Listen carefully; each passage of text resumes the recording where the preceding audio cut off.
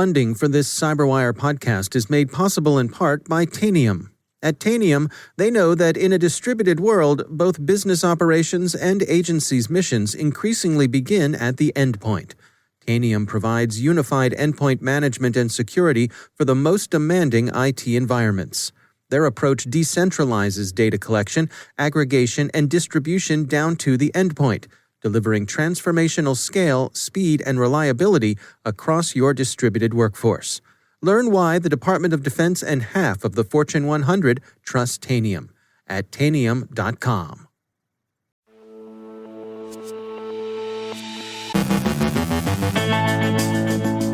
A cyber-espionage campaign, so far not attributed to any threat actor, continues to prospect government and industry targets in Colombia. A new bit of malware is found in the SolarWinds backdoor compromise. Mimecast certificates are compromised in another apparent software supply chain incident. Ubiquiti tells users to reset their passwords. A brief Capitol Hill riot update. Bidefender releases a free DarkSide ransomware decryptor. Yelin revisits racial bias in facial recognition software. Our guest is Jessi Marcoff from Privitar on the trend toward chief people officers. And Europol announces the takedown of the DarkMarket.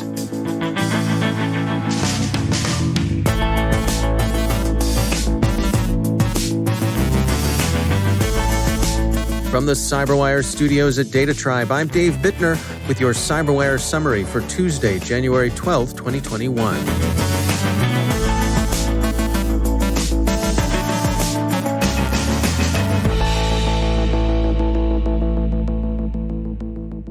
Researchers at security firm ESET report a targeted malware campaign, Operation Spalax, which they say is active against targets in Colombia, which they evaluate as having some form of espionage as its goal. Both government organizations and private companies figure among the targets. The companies being hit have, for the most part, been in the metallurgical and energy sectors. The campaign uses rats, remote access Trojans, and the threat actor uses what ESET characterizes as a large network infrastructure for command and control. The researchers count at least 24 different IP addresses that were in use during the second half of 2020, most of which probably represent compromised devices that function as proxies for command and control servers. The threat actor also uses dynamic DNS services, and this, in combination with the range of IP addresses, renders their operational infrastructure a moving target. ESET says, quote, "We have seen at least 70 domain names active in this time frame, and they register new ones on a regular basis." End quote. While the researchers see some possible connections with campaigns against Colombia observed by Kyonjin in 2018 and Trend Micro in 2019, ESET has insufficient evidence to offer even a tentative attribution. They can say that the targeting is confined to Colombia, that the threat actors use a complex and shifting infrastructure, and that whoever's behind Operation Spalax gets their malware from a third party. Security firm CrowdStrike late yesterday announced the discovery of a malware implant, Sunspot, associated with the Sunburst backdoor that's afflicted SolarWinds' Orion platform. They see Sunspot as malware that's been used since September 2019 to insert the Sunburst backdoor into Orion software builds. Sunspot monitors running processes for those involved in compilation of the Orion product and replaces one of the source files to include the Sunburst backdoor code, and in doing so takes care to keep Orion builds from failing, lest the compromise betray itself to developers. CrowdStrike hasn't reached any firm conclusions about attribution. They're tracking the incursions as the stellar particle activity cluster. CrowdStrike says in their blog post, quote, "The design of Sunspot suggests stellar particle developers invested a lot of effort to ensure the code was properly inserted and remained undetected." They added that the threat actors prioritized operational security to avoid revealing their presence in the build environment to SolarWinds developers. End quote. The details CrowdStrike provides in their account of Sunspot afford an interesting look at how a software supply chain attack is staged and maintained. So who's responsible for SolarGate? The security firms who've been looking into it have been commendably cautious about the attribution. The U.S. government, however, part of whose business is, after all, to figure out who's out there doing the spying, has of course concluded that it's a foreign intelligence service, likely Russian in origin, but it hasn't so far pinned responsibility on any specific group or organization. Media reports have so far focused on either the SVR or the FSB, both successor agencies to the KGB, and associated with units who've received the cute Huggy Bear names of Cozy Bear or, more menacingly, Venomous Bear. In truth, the quiet, low profile of the operation doesn't seem to fit the GRU's noisy and assertive style, so no one has really seen Fancy Bear's paw prints in the operation. ZDNet has a quick scorecard of cautious and preliminary attribution by security companies. Microsoft and FireEye have called the actor UNC 2452, Velocity calls it Dark Halo, and CrowdStrike, as we mentioned, is tracking it as Stellar Particle. Kaspersky said this week it's discerned code similarities between the backdoor threat actors installed in SolarWinds and another backdoor, Kazur, which had been used by the threat group Turla, also known as Venomous Bear and a lot of other names. But Kaspersky is also cautious and points out that imitation, false flags, common suppliers, and former employees now working for another outfit are alternative explanations for the code overlap. Whoever was behind the operation, it remains a very large and very damaging one. Mimecast warns that a sophisticated threat actor has compromised a Mimecast-issued certificate used to authenticate some of its products to Microsoft 365 Exchange Web Services. The products involved include Mimecast Sync and Recover, Continuity Monitor, and IEP. The incident affects about 10% of Mimecast's customers, who've been asked to immediately delete the existing connection within their M365 tenant and reestablish a new certificate-based connection using the new certificate Mimecast has made available. The risk of compromise is that the unidentified threat actor could intercept email traffic. It's another form of software supply chain compromise. Reuters said late this morning that 3 distinct security researchers, speaking on condition of anonymity, told the Wire service that they believed it likely that the same actor behind SolarGate was responsible for the Mimecast incident. IoT and Wi-Fi vendor Ubiquiti yesterday disclosed a data breach, saying that its IT systems were accessed through a third-party cloud provider. Ubiquiti recommends that customers change their passwords and enable two-factor authentication. The mob attack on the U.S. Capitol last Wednesday remains under investigation as investigators sort out responsibilities and identify rioters. A quasi-vigilante scraping and archiving of Parler data by private researchers has preserved much of that platform's traffic. This is being widely reported as a hack, but that seems incorrect. Apparently, the data collected were all publicly posted and available. The story is developing, and we'll have more as it emerges. In the meantime, we close with 2 bits of good news. First, bravo Bidefender, which has released a free decryptor for DarkSide ransomware, the work of a phony Robin Hood gang that claimed from a very high horse to donate part of its very large criminal take to various good causes. Good riddance to them, and again, bravo Bidefender. And second, good riddance to DarkMarket. Europol announced this morning that an international law enforcement operation has taken down DarkMarket, generally held to have been the Internet's largest dark web contraband market. German authorities took the lead in the investigation, with partners from Europol, Australia, Denmark, Moldova, Ukraine, the United Kingdom, and the USA. DarkMarket's wares consisted mostly of drugs, counterfeit currency, pay card information, and malware. Bravo to Europol and everyone else who cooperated in the takedown.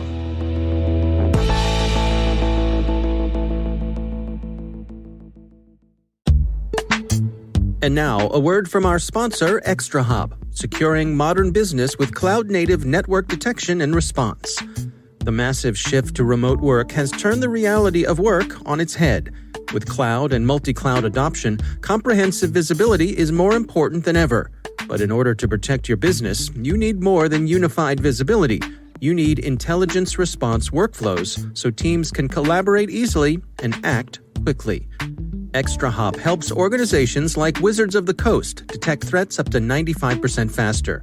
As John Kreese, senior IT engineer, puts it, quote, ExtraHop is helping us accelerate cloud adoption by ensuring our workloads are secure. See how it works in the full product demo, free and no forms required, at extrahop.com/cyber. That's extrahop.com/cyber. And we thank ExtraHop for sponsoring our show.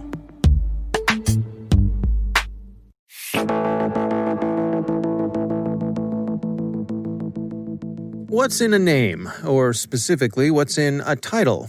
And does it matter if we refer to someone as a janitor versus a sanitation engineer, a solutions architect versus a salesperson?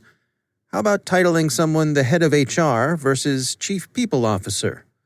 Jessi Marcoff is chief people officer at data privacy firm Privitar, and she makes the case that, yep, in this case, it is a distinction with a difference. So HR is definitely an interesting topic because I think over the last really 45 years, but really the last 10 years, the space has changed quite a bit. And you hear a lot of tech organizations calling it the people function or people operations versus human resources or HR. And I think that's rapidly increasing because of folks that are coming into the workforce, especially in the tech space. HR is typically known as essentially protectors of the top, or they act as a sifter or police sort of function. And I think that that's changing quite a bit. It's really focused more on engagement and how do you become the bridge between the company and employees, both from a communication perspective and just how do you enable them to do their job better and set clear goals around that. And so I think because of that shift in mindset, there's been more of a need for this role at the top, and really the value that this group brings to an organization, I think is becoming more recognized, which is fantastic. Yeah, I'm also intrigued by the choice of wording here to call the title Chief People Officer rather than Chief of Human Resources. Is that a deliberate signaling of a shift in the way that this position interacts with folks throughout the organization?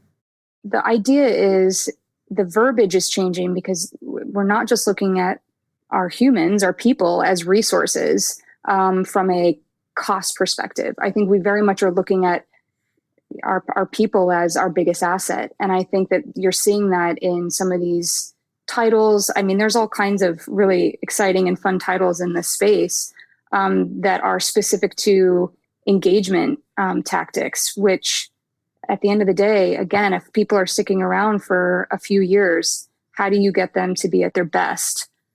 So yeah, there's definitely a shift in just even what we're calling this space. And how do you make the case to organizations who may not put their HR folks at this level? What are the key benefits that you see for them to elevate this position this way? Well, I think it's really important to recognize, again, that when you think about your largest assets within the organization, it's your people. And I think collecting that information and data, I mean, at the same time, we're using people data all the time to make decisions. And so I think if on one hand, if you can show the benefits of retaining really good talent and the actual business outcomes that are associated with that, it's really about showing the value. And I think that that's really important, that it goes beyond just what are we providing to employees from an engagement perspective, but how are we enabling people? How are we actually getting the most out of them and setting really clear expectations and really getting them jazzed to be a part of the organization? So I think if you can show really clear time to value, essentially like you would a customer and a product, I think if you can kind of look at it through that lens, it's a no-brainer. That's Jessi Marcoff from Privitar.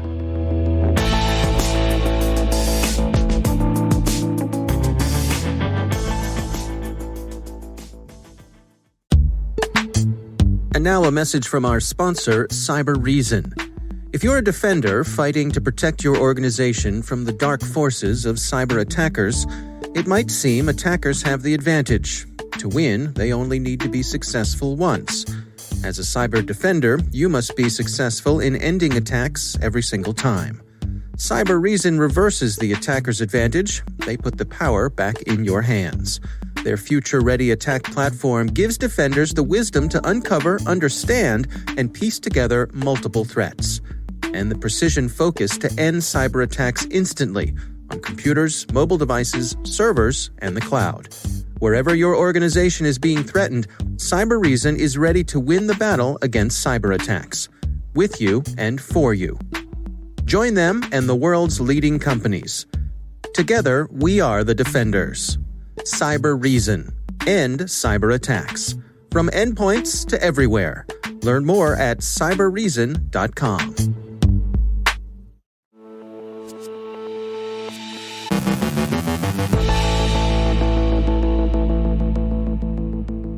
And I'm pleased to be joined once again by Ben Yelin. He is from the University of Maryland Center for Health and Homeland Security and also my co-host over on the Caveat podcast.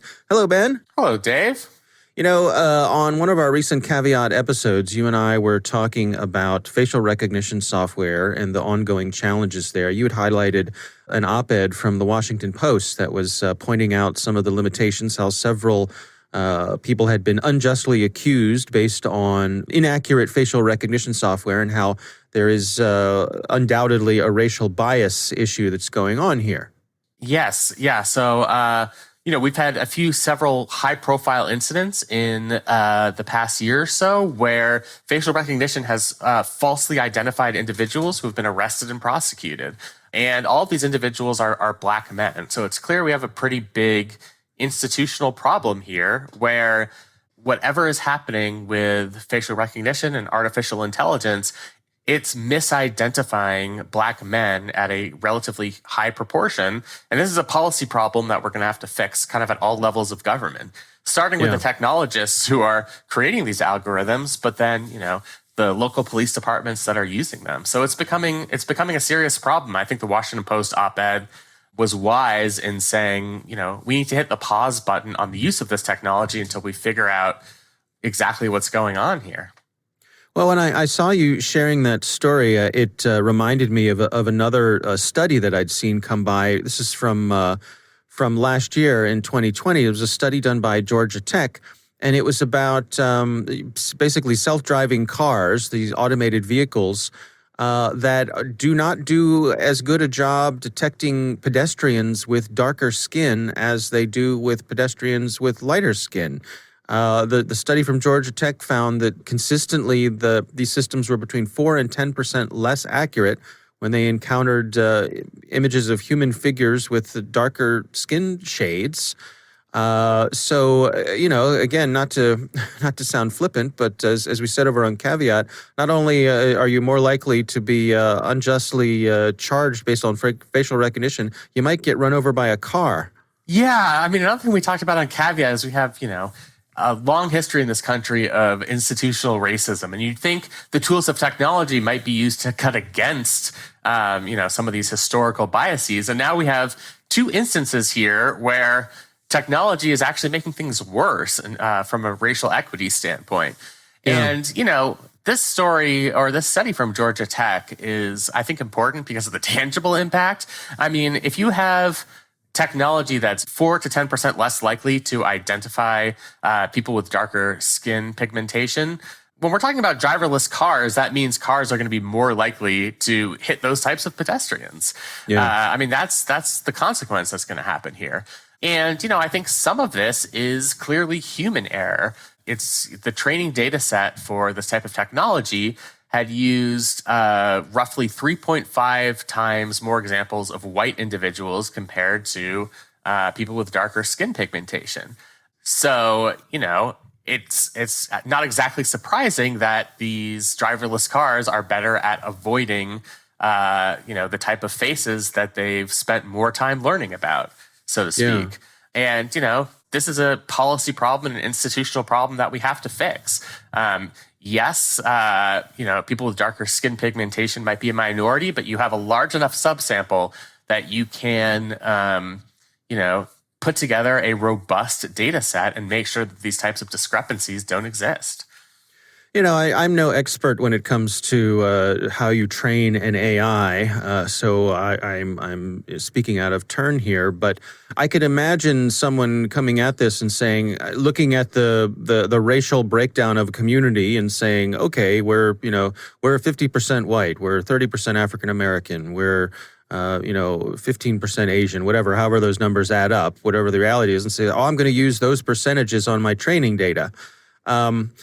And at first blush, that would seem to be a sensible thing to do, but it's not, because what you end up with is, like in this case, you end up with a system that's a safety system that's not as good at protecting your less represented groups of people. Right. And I think now that we know that these artificial intelligence systems have these biases, we have no excuses, orchestrating machine learning. We have no excuses to, not take racial equity into consideration anymore, because we have this knowledge now. We know that this is a problem that exists. Right. We can no longer ignore it.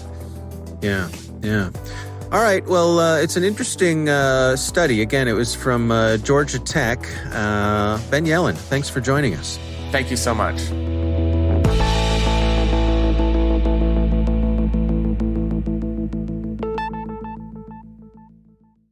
Thanks to all of our sponsors for making the CyberWire possible.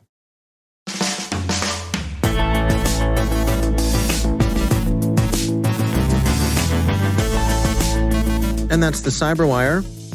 For links to all of today's stories, check out our daily briefing at thecyberwire.com. And for professionals and cybersecurity leaders who want to stay abreast of this rapidly evolving field, sign up for CyberWire Pro. It'll save you time and keep you informed. Remember the times of your life. Listen for us on your Alexa smart speaker, too. The CyberWire podcast is proudly produced in Maryland out of the startup studios of Data Tribe, where they're co-building the next generation of cybersecurity teams and technologies. Our amazing CyberWire team is Elliot Peltzman, Maru Prakash, Kelsey Bond, Tim Nodar, Joe Kerrigan, Errol Terrio, Ben Yelin, Nick Valecki, Gina Johnson, Bennett Moe, Chris Russell, John Petrick, Jennifer Iben, Rick Howard, Peter Kilpie, and I'm Dave Bittner. Thanks for listening. We'll see you back here tomorrow.